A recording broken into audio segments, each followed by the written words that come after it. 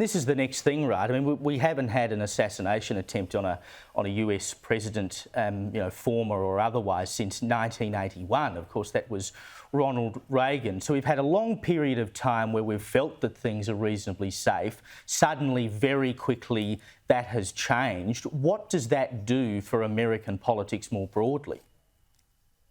Well, let me tell you what's going to happen. If that bullet would have been 2 centimeters to the left, or just in any other direction, and would have gone through his skull, the deep state, or the quote unquote people that want to make us mad and fight with each other, would have gotten what they would have wanted, because there would have been some sort of civil war. If Donald Trump gets assassinated, people are going to go to the streets and they are going to cause a lot of damage because they are very frustrated. Donald Trump stands up for populism. He stands up for the middle class. And this is what they want. They want to take him out so that the people here in America will be fighting with each other instead of actually going to the politicians and trying to fix the problems that we're having. And sadly, we were about 1 centimeter away from literally having a civil war here in America. And I said to someone today, I feel like it wasn't just Donald Trump who dodged a bullet at that rally. It was the entirety of the US, because if that bullet, as you say, had gone through his head and he had been killed, we wouldn't be sitting here talking tonight or this morning, your time, about what this all means for America. We'd be talking about buildings being burnt to the ground. You're exactly right. I mean, buildings burned to the ground, people would not stop. It would be a terrible tragedy. I mean, I was not alive when JFK was assassinated, but my dad talks about it. This event that just happened felt a lot like 9/11 that we avoided. This is like a 9/11 that we avoided, but I had that same sense of vulnerability, same sense of sadness, just seeing him bleeding from his ear. But if he would have been dead, America, as it looks today, would have been a totally different country. And now, of course, it changes a little bit with this, but I think Donald Trump's going to rebound and come out stronger than ever. And I do think he's going to win the 2024 election. But we are literally an inch away from changing the entire course of history. It's really mind blowing when you actually just look at it and start paying attention. Because asking some people after it happened, I went out here and I'm in Tampa and I'm here on vacation, and I went and I talked to some people. Some people didn't even know it happened. Some people were flippant and like, oh, well, I wish he got shot. So it's a very divided country that we have right now. People are struggling, and people do look at Trump as a villain. Some people look at him as a hero. So shooting him would have only divided this nation much further. Yeah, most definitely. And this sentiment that a lot of people, I'm sure, do have, that they wish he had been shot and killed.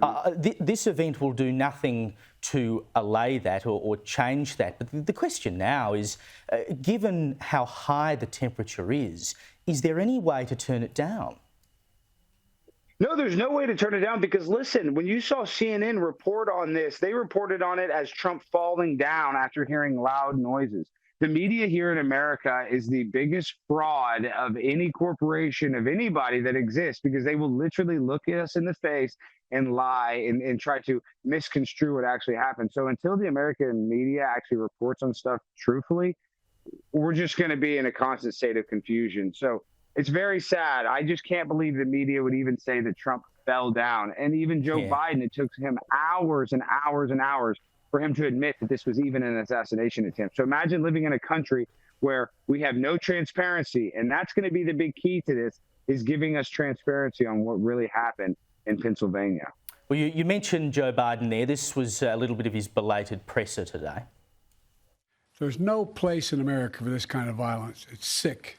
It's sick. It's one of the reasons why we have to unite this country. We cannot allow for this to be happening. We cannot be like this. We cannot condone this. But the bottom line is that the Trump rally was a rally that he should have been able to can be conducted peacefully without any problem. But the idea that there's political violence or violence in America like this is just unheard of. It's just not appropriate. And everybody must condemn it. What was your view of his presser, Alex? I watched a little bit of CNN earlier today, and they were talking about how strong he was, but I'm sure there's plenty of people who feel quite differently about it. Well, it took him forever to respond because they probably had to wake him up. He was probably dead asleep. And Joe Biden, I mean, let's just be real. He wouldn't be very sad if Donald Trump got shot. I mean, I hate to say it. And I know that Joe Biden would like to get shot, but he does not care about Donald Trump. Donald Trump is standing in between him and the White House. So, any sort of empathy that he tries to show for Donald Trump, I just think that is fake news, in my personal opinion. So Joe Biden is a senile president that is not even calling the shots, not just his performance on the debate stage, but just his performance as president. Our country is getting flooded with illegal immigration. People can't afford groceries. They can barely afford to fill up their gas tank. When Trump was in office, gas was cheap. So this is a controlled demolition of American greatness. And Donald Trump is what's standing in the way of this country collapsing, in my personal opinion. So I don't think Joe Biden would care at all if Donald Trump was taken out. Well, as Trump often says, I'm standing between you and them, and that's exactly what he did today. He took a bullet for it. Unfortunately, some in the crowd also took a bullet, and we've lost one person as a result of that. But look, it's going to be an interesting rest of the campaign. Alex, I know it's Sparrow's Fart over there. Thank you for getting up so early in the morning and joining us. I appreciate your time. Thank you. And I just want to say this one last thing. I think Donald Trump definitely wins. But guys, if they're willing to kill the president, they're definitely willing to rig this election. So we need Sky News to report on it truthfully, because we're not going to get that true reporting here in America. So thank you, guys. Alex, appreciate it.